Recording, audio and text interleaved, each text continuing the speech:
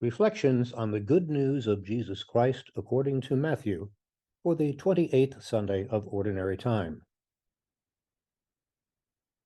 Jesus again spoke to the chief priests and elders of the people in parables, saying, "The kingdom of heaven may be likened to a king who gave a wedding feast for his son. He dispatched his servants to summon the invited guests to the feast, but they refused to come. A second time, he sent other servants, saying, 'Tell those invited, behold, I have prepared my banquet, my calves and fattened cattle are killed, and everything is ready. Come to the feast.' Some ignored the invitation and went away, one to his farm, another to his business. The rest laid hold of his servants, mistreated them, and killed them. The king was enraged and sent his troops, destroyed those murderers, and burned their city. Then he said to his servants, 'The feast is ready, but those who were invited were not worthy to come. Go out therefore into the main roads and invite to the feast whomever you find.'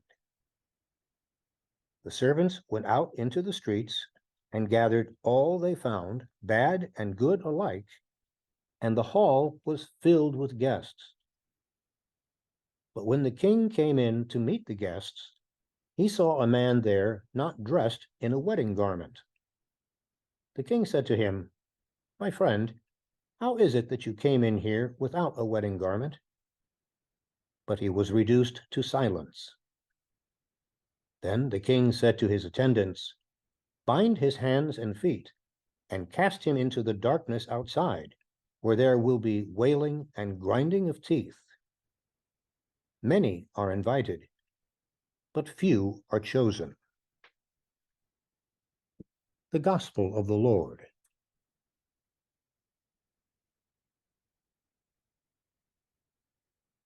Shortly after the terrible events of 9/11, scholars in New York City began to collect the stories and memories of the brave men and women who worked around the clock to rescue and recover the victims of the attack on the World Trade Center. One such story is that of Joseph Bradley. Joe was a crane operator for a New York construction company. As a young man, he had helped build the World Trade Center. Immediately after the attack, he went to his union hall to register as a volunteer.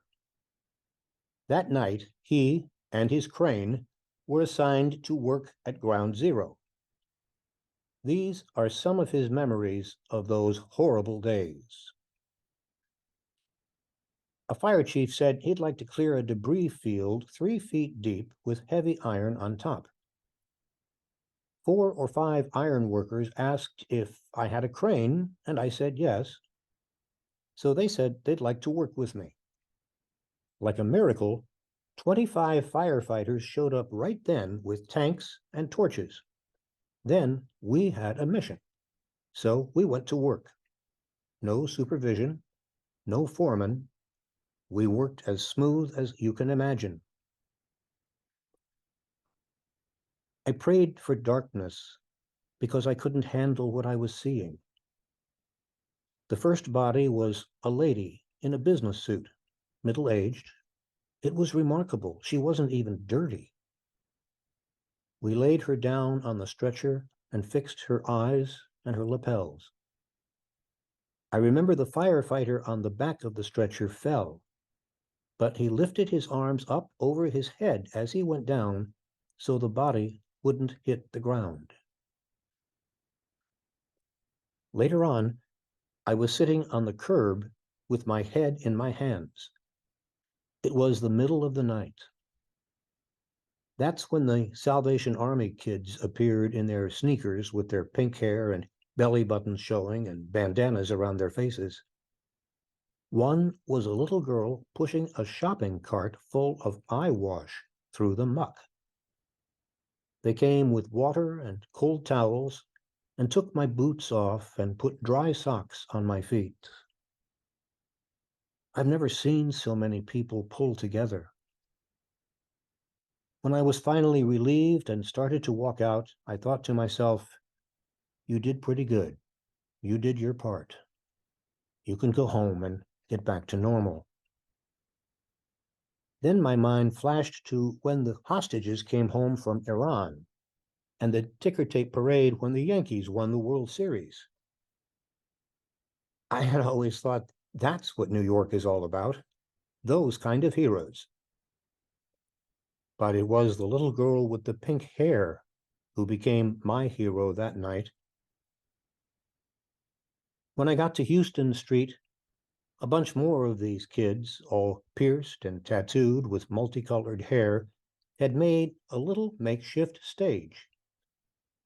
And they started to cheer as we came out. And that was it for me. I never identified with those people before, but I started crying, and I cried for blocks. I've been a construction worker my whole life. I never knew anything about Episcopalians or Presbyterians or gays or people with nuts and bolts through their cheeks or those Broadway people, but now I know them all. We're not the heroes. They are the heroes. They've cried and prayed out loud for me. I never thought I'd have a family like this one. The wedding feast of today's gospel was realized among Joe and his heroes at Ground Zero. Everyone has a place at God's family table, regardless of race, color, creed, or hair color.